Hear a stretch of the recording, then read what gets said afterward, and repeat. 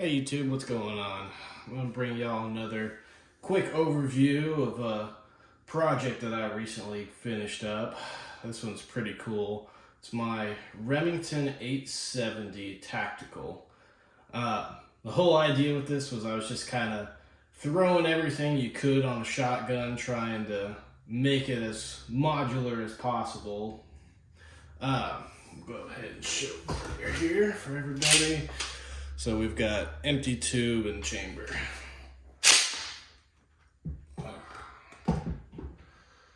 So what we've got going on here, this thing started life as just a standard Remington 870 tactical with the 18.5-inch barrel and then just the standard black polymer furniture on there, no accessories.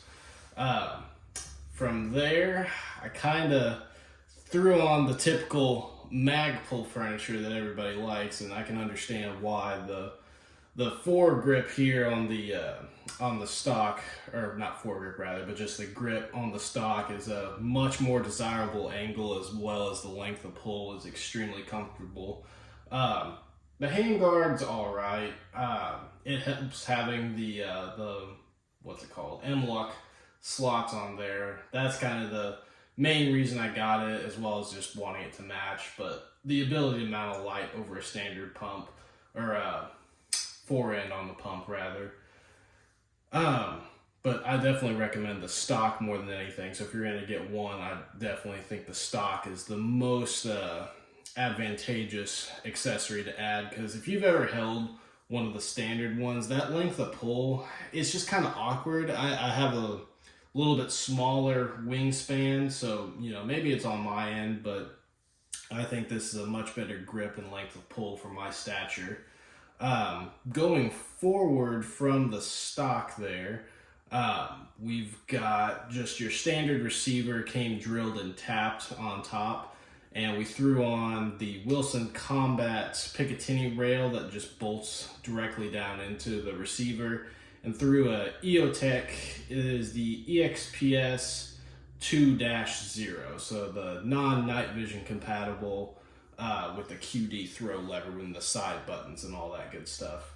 As well as having a Wilson Combat side saddle. This is one of the polymer ones that bolts on, and this just replaces the two trigger pack pins that go in on the side of the receiver here, that it just turns those into screws and bolts this directly onto it. It's held up great. I've seen some people say that the polymer side saddles are a little more prone to not retaining the shells as much when you're shooting the gun, and I have not found that really to be an issue.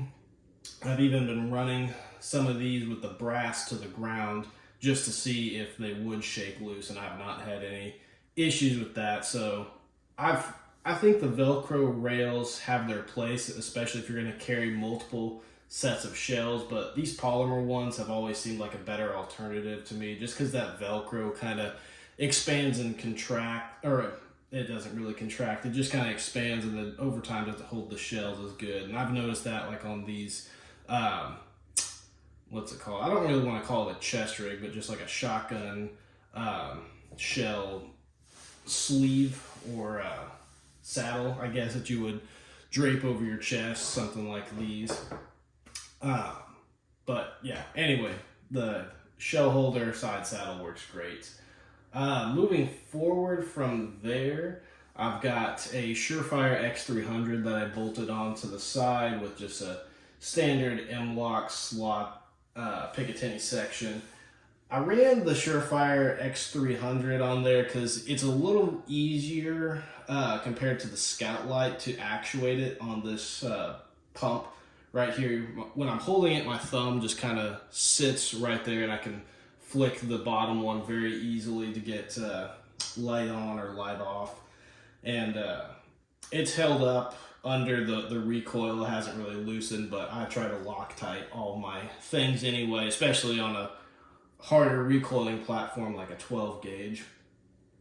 And then forward from there, we've got the Magpul forward QD barrel mount for your sling. And that's pretty simple. They just bolt straight on, clamp around the barrel, keep retention, and add a QD slot so that way you can run your Magpul QD sling, which I've got on here, one of the MS1s, and obviously you can see here it bolts to the back. One of the things that was kind of irritating about the Magpul stock is that it just comes with these little plastic plugs in the stock, and I think it'd be much nicer if it just already included the QD, what is it called? QD cups that they are, and you know, it's just one more thing you gotta buy to be able to run a sling if you're not gonna run it through the hook back here in the receiver. But other than that, it's all great products. I've been really impressed with the durability and reliability of everything. The biggest concern I had was the Picatinny rail on top, you know, kind of walking itself out just under recoil, because I had that happen on a Mossberg 930 that I was running some Picatinny rail on top, and the screws, for whatever reason, even after Loctited, after probably about 25 shelves or so, and these were all, you know, full power slugs and double up buck, but it just would constantly loosen. So I've been really impressed with the Wilson Combat rail. And the EOTech too. For a shotgun, you want to run something that's gonna, you know, handle the recoil of it. Something with really solid internal electronics, and EOTechs are about as durable as they come. So that thing's been on there, rock solid like a tank. QD lever hasn't loosened up any, so real solid stuff overall. And then obviously as well, had to rattle can it just like the AK and the Daniel Defense AR. This one was a little more necessary just because it did start forming some rust spots, a little bit of pitting going on. It's just kind of something that happens with the Remingtons. The finish from the factory is not great, and especially if they sit around in storage for a while, or if they're a floor model and get handled a bunch, the oils can start to make them rust over time. So just kind of clean that up, then rattle canned it for the sake of not wanting to corrode anymore. From there, so this is just kind of some ammo I've been running through it that I like personally. A lot of the Federal, Hornady, and then we've got some of these Winchester law enforcement low recoil slugs. Everything's ran pretty flawlessly. It's a pump action, so you know, it's one of the more reliable systems. You don't really have to worry about it short stroking like you would on some of the cheaper semi-autos and things like that. But yeah, that kind of wraps it up. I'll show you all the other side. Not really much going on here. It's just the ejection port cover, nothing, or ejection side rather, not really too much happening. It's all the bolt-on stuff and aftermarket accessories are all on this end here. But yeah, really fabulous shotgun. Only thing I might want to do to it from here would be eventually getting maybe one of the like +1 magazine tube extensions, just to make it kind of flush with the end of the barrel. But other than that, I think this thing's just about done. I wanted to wait till I got it completed before I brought y'all a video, but yeah, this is kind of it. So thank you guys for tuning in, and y'all have a great one.